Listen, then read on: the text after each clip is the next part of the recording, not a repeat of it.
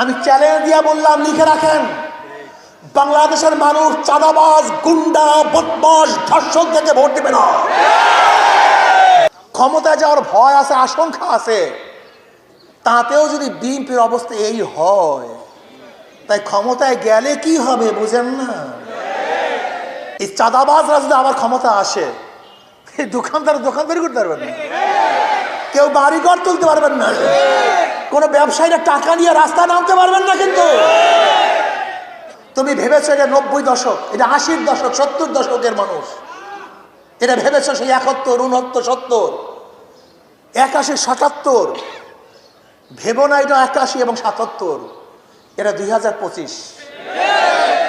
আজকে যুবকরা সচেতন হয়েছে, আজকে সমস্ত মানুষের কাছে মিডিয়া, কে কোন জায়গায় কি করতেছে সবাই দেখতেছে, বলে না, কেউ কিছু বলতেছে না। ওই তোমার গুন্ডামির কারণে, অস্ত্রের কারণে, চাঁদাবাজির কারণে, তোমার জুলুমের কারণে।